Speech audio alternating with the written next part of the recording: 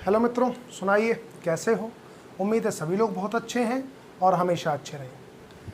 मित्रों, last video में हमने डिस्कस किया था न्यूट्रिशन के बारे में, न्यूट्रिशन एनिमल्स हमने डिस्कस किया था, न्यूट्रिशन इन प्लांट्स भी डिस्कस किया था। उससे पहले वाली वीडियो में न्यूट्रिशन प्लांट्स डिस्कस किया था।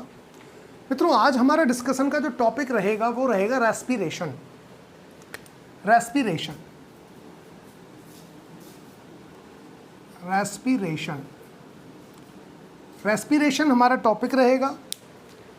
लेकिन मित्रों, एक बात मैं आपको बता दूं, 10th क्लास में जो टॉपिक दे रखा है रेस्पिरेशन, केवल हम उसमें रेस्पिरेशन ही नहीं पढ़ेंगे, ठीक है ना। हम उसमें ब्रीथिंग भी पढ़ेंगे, क्योंकि हम देखेंगे विदाउट ब्रीथिंग रेस्पिरेशन होगा ही नहीं, क्योंकि रेस्पिरेशन डिपेंडेंट है किस पर? ब्रीथिंग पर। तो ब्रीथिंग भी हम पढ़ेंगे। मतलब मैं यहाँ पे लिख सकता हूँ कि हम 2 टॉपिक पढ़ेंगे 10th क्लास में। जो टॉपिक दे रखा है, आपका टॉपिक तो दे रखा है रेस्पिरेशन, नो डाउट, लेकिन रेस्पिरेशन में हम ब्रीथिंग भी पढ़ेंगे, जबकि रेस्पिरेशन एंड ब्रीथिंग ये दोनों मित्रों अलग अलग टॉपिक हैं। वो एक अलग बात है, respiration is dependent on breathing, लेकिन ब्रीथिंग एक फिजिकल प्रोसेस है और रेस्पिरेशन एक केमिकल प्रोसेस है, ये भी मैं बताऊंगा। तो मित्रों, हम यहाँ पर 2 टॉपिक पढ़ेंगे, रेस्पिरेशन एंड ब्रीथिंग। ब्रीथिंग मित्रों, रेस्पिरेशन जो है, रेस्पिरेशन एक केमिकल रिएक्शन है। रेस्पिरेशन एक केमिकल रिएक्शन है, और जो ब्रीथिंग है, breathing is a physical reaction. वो एक फिजिकल रिएक्शन है। फिजिकल रिएक्शन वो कैसे, वो बताते हैं मित्रों। ब्रीथिंग का देखिए, ब्रीथिंग में क्या है? सांस लेना, गैस को अंदर लेना और गैस को बाहर छोड़ना, ये है ब्रीथिंग। हम एयर अपने अंदर लेते हैं और हम फिर लेने के बाद फिर कुछ एयर हम बाहर निकाल देते हैं एटमॉस्फेयर में। तो मित्रों, जो ये है, ये ब्रीथिंग है, और ये केवल और केवल फिजिकल प्रोसेस है, इसमें केमिकल का कोई मामला ही नहीं है। तो इसलिए हमेशा याद रखना, breathing is a physical reaction या फिजिकल प्रोसेस। रिएक्शन ना लिखकर बल्कि मैं ये लिख देता हूँ प्रोसेस है, फिजिकल प्रोसेस है,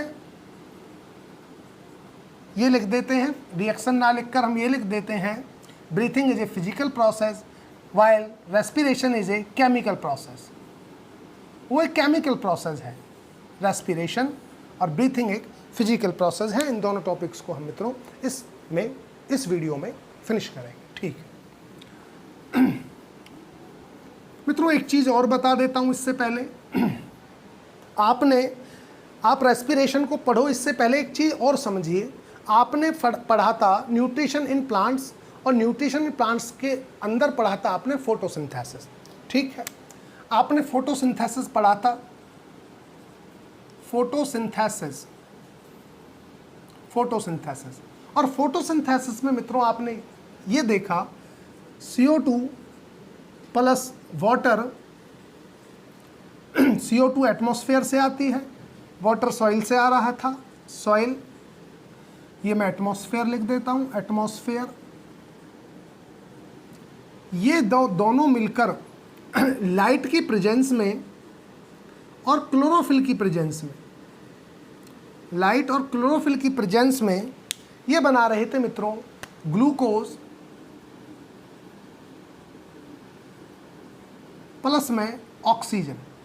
और जो ऑक्सीजन बन रही थी, ये जा रही थी एटमॉस्फेयर के अंदर। एटमॉस्फेयर, ठीक है, वो मैंने बैलेंस करके नहीं लिखी है, बैलेंस से मेरा कोई मतलब नहीं है। हमारा मतलब इस बात से है कि फोटोसिंथेसिस में प्लांट ने CO2 को यूज़ किया, H2O को यूज़ किया और बनाया in the presence of light. Light बोले तो एनर्जी, लाइट एनर्जी का काम कर रही है मित्रों, यहाँ एनर्जी लिख देता हूँ लाइट की जगह। इन्होंने बनाया ग्लूकोज और बनाई ऑक्सीजन। जो ऑक्सीजन बनाई वो एटमॉस्फेयर में निकाल दी, ठीक है। अब वहीं हम देखेंगे मित्रों रेस्पिरेशन में क्या हो रहा है। रेस्पिरेशन में देखिए, रेस्पिरेशन में क्या है? रेस्पिरेशन की अगर मैं रिएक्शन लिखूं, रेस्पिरेशन में ग्लूकोज को यूज करेंगे, ग्लूकोज का ब्रेकडाउन करेंगे और लिबरेट करेंगे क्या? CO2 plus H2O plus energy.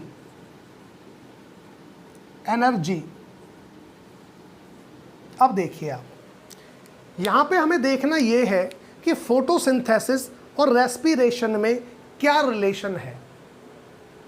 Photosynthesis और रेस्पिरेशन में क्या रिलेशन है, हमें ये देखना है इस रिएक्शन के थ्रू। और हम क्या देखते हैं, हम क्या पाते हैं कि फोटोसिंथेसिस में जो प्रोडक्ट है, जो फोटोसिंथेसिस में प्रोडक्ट है, प्रोडक्ट क्या है देखिए, प्रोडक्ट है ग्लूकोज और ऑक्सीजन। ठीक है, ग्लूकोज और ऑक्सीजन। और रेस्पिरेशन में, रेस्पिरेशन करने के लिए इनिशियली क्या लिया जा रहा है, ग्लूकोज लिया जा रहा है। अगर कोई ऑर्गेनिज्म एरोब्स है, एरोबिक है, तब तो ऑक्सीजन भी ली जाएगी मित्रों। मैं लिख देता हूं ऑक्सीजन, ग्लूकोज प्लस ऑक्सीजन लेकर ग्लूकोज टूटेगा कार्बन डाइऑक्साइड, पानी प्लस एनर्जी में। बॉटम लाइन समझिए, जब रेस्पिरेशन होता है तो रेस्पिरेशन का इनिशियल मटेरियल वो होता है जो फोटोसिंथेसिस का फाइनल मटेरियल है, बोले तो प्रोडक्ट है।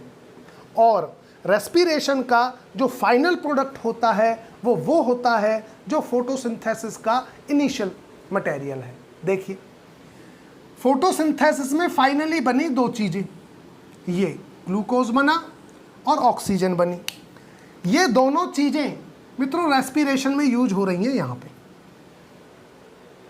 फोटोसिंथेसिस का ये प्रोडक्ट है, लेकिन इनिशियली रेस्पिरेशन में इनको यूज किया जा रहा है। ठीक है, दूसरी बात, फोटोसिंथेसिस में इनिशियली यूज हुई ये दो चीज़, और देखिए रेस्पिरेशन में ये दो चीज़, ये चीज़ निकल रही है। भाई देखिए, दो चीज़ लिखी हैं, लेकिन एक चीज़ एनर्जी भी यूज़ की फोटोसिंथेसिस में।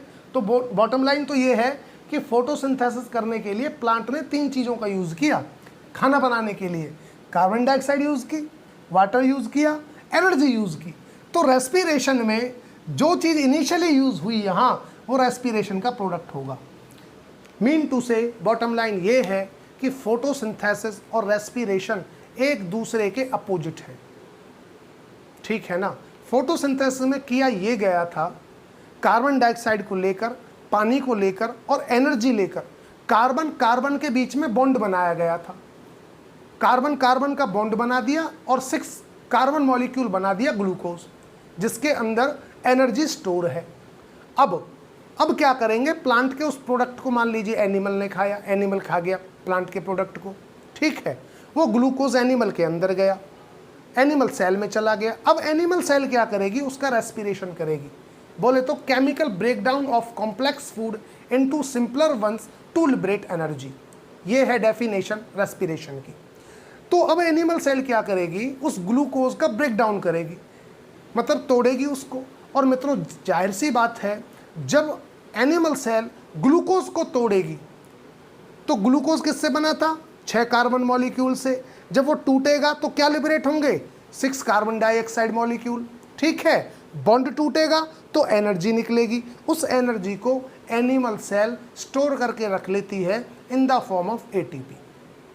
क्योंकि मित्रों एटीपी ही वो फॉर्म है एनर्जी की जिसको हम एनर्जी करेंसी बोलते हैं। एनर्जी करेंसी हम एटीपी को बोलते हैं। जहाँ भी बॉडी को एनर्जी की नीड हो, एटीपी ले जाओ, एटीपी से काम चलाओ, एटीपी से चलाते हैं। जैसे करेंसी होती है ना मित्रों, रुपया, इंडियन रुपया जो है वो करेंसी है, सीधी सी बात है। हमें कोई चीज़ें खरीदनी हो तो हम क्या, हम पैसे ले, रुपया लेके जाएंगे। ये तो नहीं ना कि मान लो गाड़ी ले गए, बाइक ले गए कि जी हमें ये दे दो, बाइक का ये रख लो, इंडिकेटर रख लो आप, ये हेडलाइट रख लो, 2 किलो चीनी दे दो, हेडलाइट रख लो आप, क्योंकि हेडलाइट भी पैसों से ही आई। ये तो नहीं करते ना। करते क्या है, हम सबसे पहले करेंसी लेके जाते हैं शॉप पर और उस करेंसी को देते हैं, तब हम कोई मटेरियल खरीदते हैं। वही सिस्टम है, एनर्जी की करेंसी होती है एटीपी। हमारी बॉडी के अंदर जहाँ भी रिक्वायरमेंट होती है एनर्जी की, वहाँ पर चलता है एटीपी, क्योंकि करेंसी है एनर्जी की। तो एटीपी डिफरेंट जगह पर डिफरेंट रिएक्शंस में जो एंडोथर्मिक रिएक्शंस होती हैं, याद रखना मित्रों, जो एंडोथर्मिक रिएक्शंस हैं हमारी बॉडी में जो हो रही हैं, एंडोथर्मिक रिएक्शंस, वहाँ पर यूज़ होगा एनर्जी देने के लिए, एनर्जी करेंसी बोले तो एटीपी। अब देखिए, यहाँ तो बॉटम लाइन ये ही बताना था कि रेस्पिरेशन और फोटोसिंथेसिस में आपस में रिलेशन क्या है। तो आपने देखा फोटोसिंथेसिस और रेस्पिरेशन एक दूसरे के अपोजिट हैं। फोटोसिंथेसिस में कार्बन डाइऑक्साइड वाटर लेकर, एनर्जी लेकर कार्बन कार्बन का बॉन्ड बनाया जाएगा इस एनर्जी की हेल्प से, और बन जाएगा ग्लूकोज, प्लस में ऑक्सीजन निकली, एटमॉस्फेयर में निकाल दी। रेस्पिरेशन में उल्टा होगा। अब रेस्पिरेशन में क्या करेंगे, ग्लूकोज को तोड़ेंगे इन प्रेजेंस ऑफ ऑक्सीजन, अगर एरोबिक है ऑर्गेनिज्म। अगर एनारोबिक है तो हम देखेंगे ऑक्सीजन की जरूरत नहीं पड़ेगी, और अगर ऑक्सीजन की जरूरत नहीं पड़ी वहाँ तो मित्रों कंप्लीटली ब्रेकडाउन ग्लूकोज का होगा भी नहीं। वहाँ कंप्लीट ब्रेकडाउन होगा ही तब अगर प्रेजेंस है ऑक्सीजन की। अगर ऑक्सीजन की एब्सेंस है तो कंप्लीट ब्रेकडाउन नहीं होगा। ये मित्रों आएगा, मैं बताऊंगा लेक्चर में, वीडियो में बताऊंगा, डोंट वरी, आप देखिए। ठीक है जी, ग्लूकोज ले लिया, ऑक्सीजन ले लिए, अब क्या किया, अब रेस्पिरेशन हुआ, बोले तो केमिकल ब्रेकडाउन हो रहा है। अब ब्रेकडाउन के बाद क्या हुआ, ग्लूकोज 6 कार्बन मॉलिक्यूल है मित्रों, 6 कार्बन मॉलिक्यूल। अब ये धीरे धीरे कार्बन जो जुड़े हुए थे, 6 कार्बन जुड़े हुए थे बॉन्ड के थ्रू, बॉन्ड टूटते जाएंगे, कार्बन डाइऑक्साइड रिलीज होती चली जाएगी, पानी भी रिलीज होगा और एनर्जी भी रिलीज होगी। तो देखिए तीनों चीज़ें प्रोडक्ट है रेस्पिरेशन का, और ये तीनों चीज़ें इनिशियल चीज़ थी, इनिशियल मटेरियल था फोटोसिंथेसिस में। ये दो चीज़ प्रोडक्ट है फोटोसिंथेसिस का, और ये दो चीज़ इनिशियली मटेरियल है रेस्पिरेशन का। तो ये था मित्रों फोटोसिंथेसिस और रेस्पिरेशन के बारे में। अब थोड़ा सा आपको रेस्पिरेशन के बारे में बताते हैं, टाइप्स ऑफ रेस्पिरेशन क्या है, कितने तरह के हो सकते हैं रेस्पिरेशन, और कैसे होता है। ऑक्सीजन की प्रेजेंस में होगा तो क्या होगा, और अगर ऑक्सीजन की एब्सेंस में होगा तो क्या होगा रेस्पिरेशन में, आप ये देखिए। तो मित्रों रेस्पिरेशन का मामला ऐसा है, रेस्पिरेशन बोले तो chemical breakdown of complex food into simpler ones to liberate energy in the form of ATP. मैं ये बोल सकता हूँ, ये डेफिनेशन है रेस्पिरेशन की, बोले तो केमिकल ब्रेकडाउन। मैं लिख देता हूँ रेस्पिरेशन और केमिकल ब्रेकडाउन। मित्रों ध्यान से देखना, chemical breakdown, breakdown of complex food, of complex food to liberate energy या टू जनरेट एनर्जी, एनर्जी। अब देखिए जो रेस्पिरेशन है वो मित्रों कंप्लीटली अगर ब्रेकडाउन होगा खाने का, तो वो खाना, वो फूड 3 प्रोसेस से निकलेगा, 3 प्रोसेसेस से वो पास होगा। वो 3 प्रोसेसेस कौन से हैं वो देखिए मित्रों। अगर 3 प्रोसेस से निकलेगा कंप्लीट ब्रेकडाउन के लिए, मैं बार बार वर्ड बोल रहा हूं मित्रों, कंप्लीट ब्रेकडाउन अगर ग्लूकोज का करना है तो उसको 3 प्रोसेस से निकलना ही पड़ेगा। एक प्रोसेस है मित्रों ग्लूकोज का पायरुवेट में टूटना, पायरुवेट के अंदर टूटना ग्लूकोज का, और जो ये रिएक्शन है ये होती है, इसको हम कहते हैं मित्रों ग्लाइकोलाइसिस। मतलब ग्लूकोज पायरुवेट में जो टूटा वो थ्रू ग्लाइकोलाइसिस टूटा। ग्लाइकोलाइसिस, ग्लाइकोलाइसिस क्या हुआ, ग्लूकोज पायरुवेट में टूटा, पहला स्टेप ये। अब बात आती है ये ग्लाइकोलाइसिस होती कहाँ है। ठीक है मित्रों, जो ग्लाइकोलाइसिस होती है वो होती है 2 जगह। अगर बात है प्लांट सेल की तब तो है 2 जगह इसकी जहाँ पर ग्लाइकोलाइसिस होती है, और अगर बात करें हम एनिमल सेल की कि एनिमल सेल में कहाँ होती है जी ग्लाइकोलाइसिस, तो एनिमल सेल के अंदर मित्रों, वो सॉरी प्लांट सेल के अंदर मित्रों केवल और केवल साइटोसोल में होती है, और एनिमल सेल के अंदर, उल्टा बोल गया सेल, एनिमल सेल के अंदर केवल और केवल साइटोसोल में होती है, और प्लांट सेल के अंदर 2 जगह होती है। मैं दोबारा से बोलता हूँ मित्रों, ध्यान रखना, प्लांट सेल के अंदर होगी 2 जगह, एक तो होगी साइटोसोल में और एक होगी प्लास्टिड के अंदर। वैलिड। अगर एनिमल सेल है तो एनिमल सेल के अंदर तो मित्रों प्लास्टिड्स होते ही नहीं। क्या आपने कभी सुना क्लोरोप्लास्ट एनिमल सेल के अंदर हो, क्लोरोप्लास्ट हो, क्रोमोप्लास्ट हो, ल्यूकोप्लास्ट हो, ऐसी कोई चीज़ सुनी है आपने? एनिमल सेल के अंदर? एनिमल सेल के अंदर प्लास्टिड होते ही नहीं है। इसलिए एनिमल सेल के अंदर जब भी ग्लाइकोलाइसिस होगा, ग्लूकोज का ब्रेकडाउन होगा, केवल और केवल साइटोसोल में होगा, साइटोप्लाज्म में होगा, प्लास्टिड में नहीं होगा, क्योंकि प्लास्टिड भैया होते ही नहीं है वहाँ। ठीक है। दूसरी बात, प्लांट सेल के अगर अंदर होगा तो प्लांट सेल के अंदर जब होगा तो वो दो जगह होगा। वो होगा, एक तो होगा साइटोसोल के अंदर भी और एक होगा आपका प्लास्टिड के अंदर भी। मतलब प्लांट के प्लास्टिड के अंदर भी होगा और प्लांट की सेल के साइटोसोल के अंदर भी होगा। यहाँ तक क्लियर है? अब मित्रों आप देखते क्या हो, आप कितनी भी किताबें पढ़िए, कोई भी किताब पढ़िए चाहे, आपको हमेशा और हमेशा एक ही चीज़ मिलेगी कि जी जो ग्लाइकोलाइसिस है केवल और केवल साइटोसोल में होता है। किसी भी बुक के अंदर ये लिख ही नहीं रखा कि ग्लाइकोलाइसिस प्लास्टिड के अंदर भी होता है। ठीक है ना? उसका रीज़न भी मैं बताऊंगा क्यों, लेकिन आप हमेशा याद रखना प्लांट सेल के अंदर होगा तो दो जगह होगा और एनिमल सेल के अंदर होगा ग्लाइकोलाइसिस तो एक जगह होगा। यहाँ तक तो मामला क्लियर है मित्रों, लगता है। ठीक है, ग्लाइकोलाइसिस हो गया, एक रिएक्शन से तो ये निकलेगी। दूसरी रिएक्शन होगी मित्रों Krebs cycle, sorry link reaction मैं बोलता हूं। दूसरी रिएक्शन है लिंक रिएक्शन। लिंक रिएक्शन में क्या होगा, ये दूसरी रिएक्शन। और मित्रों ये तीन रिएक्शन तब होंगी अगर खाने का कंप्लीटली ब्रेकडाउन होगा, तब। कंप्लीटली नहीं है तब नहीं होंगे ये तीनों, तब तो केवल और केवल ये होगी इनकम्प्लीट ब्रेकडाउन में तो। और कंप्लीट ब्रेकडाउन तब होगा अगर प्रेजेंस, ऑक्सीजन की प्रेजेंस में रेस्पिरेशन हो रहा है। मतलब एरोब्स के अंदर जो रेस्पिरेशन हो रहा है या ऑक्सीजन की प्रेजेंस में रेस्पिरेशन हो रहा है तो खाने का कंप्लीट ब्रेकडाउन होगा। और ऑक्सीजन की एब्सेंस में हो रहा है तो इनकम्प्लीट होगा। और इनकम्प्लीट में केवल और केवल ग्लाइकोलाइसिस होगी। ये दो वाली रिएक्शन नहीं होंगी, ना तो लिंक रिएक्शन होगी और मित्रों ना होगी क्रैब साइकिल। एक होती है क्रैब साइकिल। अब देखिए इनमें होता क्या है, सिंपल सी बात है। क्रैब साइकिल और लिंक रिएक्शन ये मित्रों दोनों की दोनों रिएक्शन माइटोकॉन्ड्रिया के अंदर होती हैं। माइटोकॉन्ड्रिया के अंदर होती हैं। ठीक है ना? और ये वाली जो रिएक्शन है ये साइटोसोल में होती है। साइटोसोल में अगर एनिमल सेल है तो, और प्लांट सेल है तब साइटोसोल के साथ साथ प्लास्टिड के अंदर भी होगी। यहाँ तक क्लियर है? अब देखिए होता क्या, लिंक रिएक्शन में क्या होता है। ग्लाइकोलाइसिस में तो ये हुआ मित्रों कि साइटोसोल में रिएक्शन चली, पहले खाने की, ग्लूकोज आया साइटोसोल में, ग्लूकोज को तोड़ा गया ग्लाइकोलाइसिस के थ्रू पायरूवेट के अंदर तोड़ दिया। पायरूवेट मित्रों 3 कार्बन मॉलिक्यूल होता है। हालांकि जो ये चीज़ें हैं मित्रों ये +1 +2 की चीज़ें हैं, लेकिन थोड़ा बहुत आपको पता हो इसलिए मैं यहाँ पर बता रहा हूँ। ठीक है ना? ध्यान से सुने। पायरूवेट 3 कार्बन मॉलिक्यूल है, ये 6 कार्बन मॉलिक्यूल है। ग्लूकोज 6 कार्बन मॉलिक्यूल है और 3 कार्बन मॉलिक्यूल है, इसके भी एक मॉलिक्यूल से 2 पायरूवेट मॉलिक्यूल बनते हैं। अब देखिए यहाँ 6 कार्बन से 3 कार्बन के 2 मॉलिक्यूल बने। ठीक है?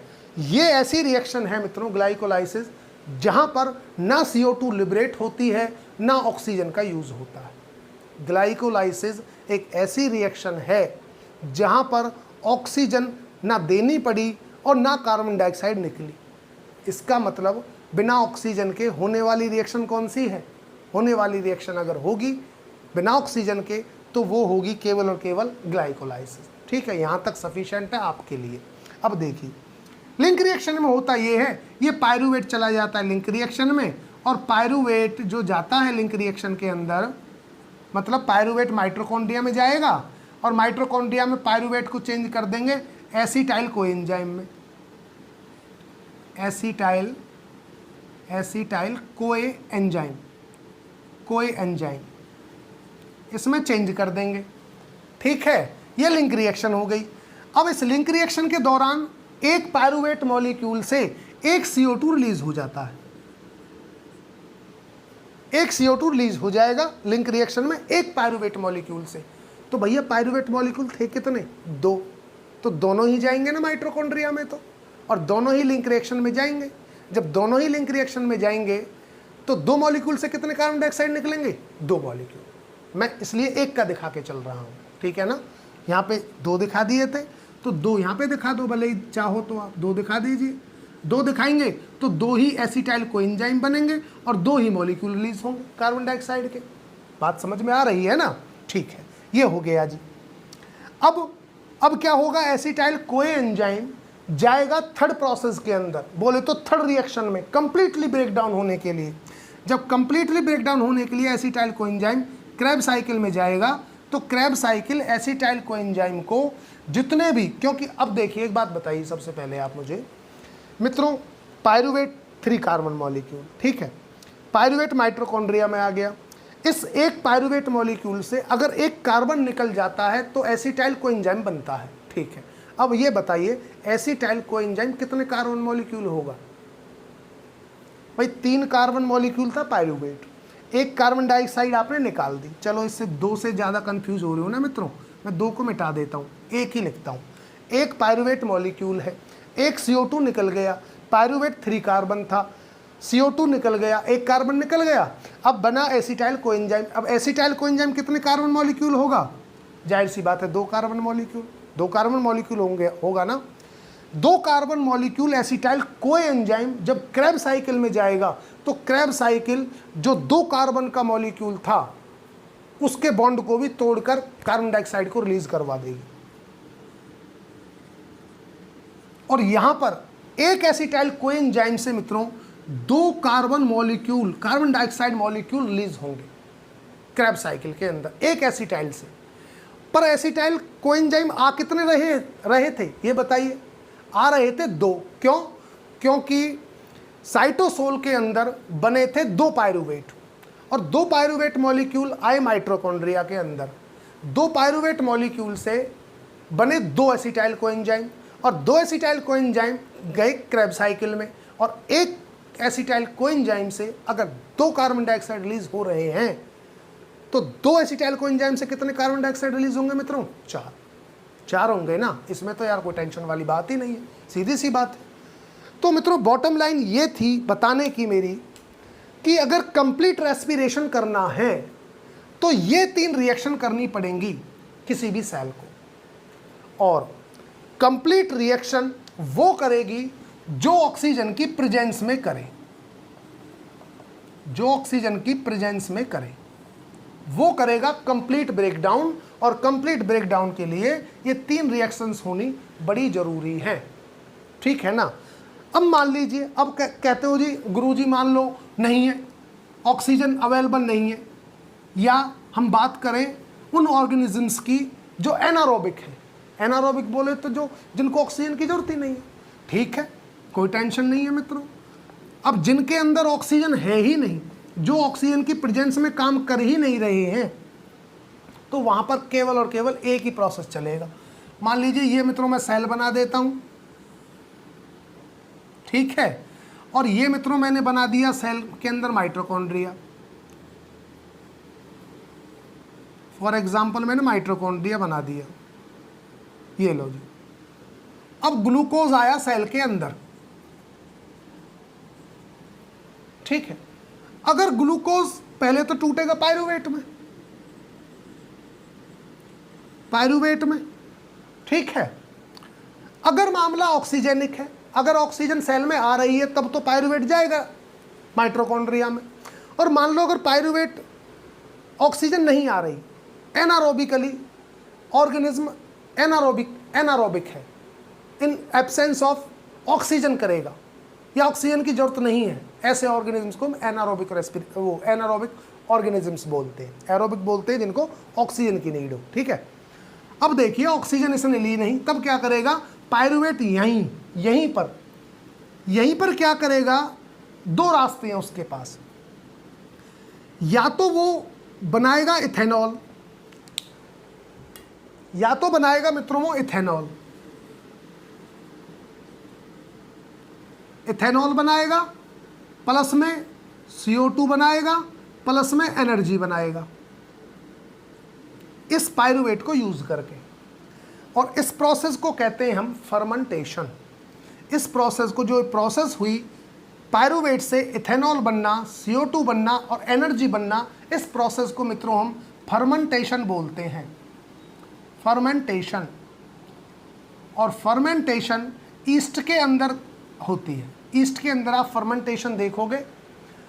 इथेनॉल जो है ये 3 कार्बन कंपाउंड, 1 कार्बन रिलीज हो रही है, तो इथेनॉल कितने कार्बन कंपाउंड होगा मित्रों? ये होगा 2 कार्बन कंपाउंड। याद रखना इथेनॉल 2 कार्बन कंपाउंड है।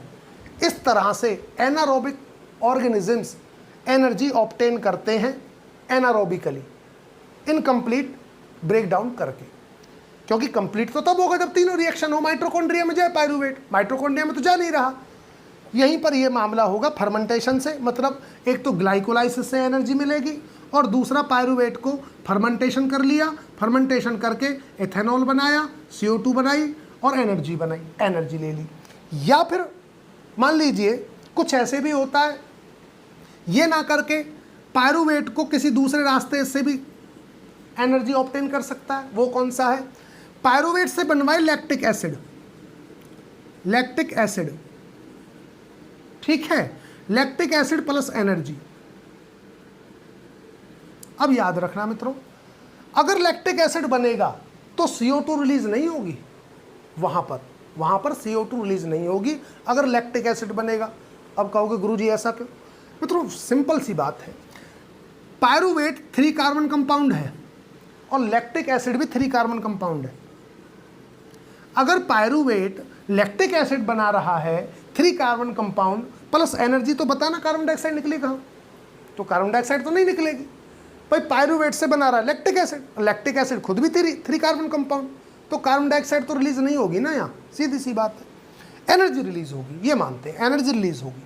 तो एनारोबिक जो ऑर्गेनिजम्स हैं वो एनर्जी ऑब्टेन करते हैं खाने को इनकम्प्लीट ब्रेकडाउन करके, और इनकम्प्लीट ब्रेकडाउन में करेंगे ग्लाइकोलाइसिस करेंगे या फर्मेंटेशन करेंगे या पायरूवेट का इस पाथवे में चलाएंगे। ये मैं बताता हूँ कितने टाइप का होता है रेस्पिरेशन भी। तो मित्रों यहाँ तक तो आपके मुझे लगता है बॉटम लाइन जो थी इनकी ये क्लियर है। कोई डाउट हो कमेंट बॉक्स में आप मुझे बताएं कि सर हमारा ये डाउट है, हमें अभी ये चीज़ें क्लियर नहीं हुई हैं, मैं आपकी डेफिनेटली क्लियर कराऊंगा। ठीक है मित्रों, नेक्स्ट लेक्चर में डालता हूँ नेक्स्ट वीडियो में। तब तक के लिए thank you so much. Okay bye मित्रों।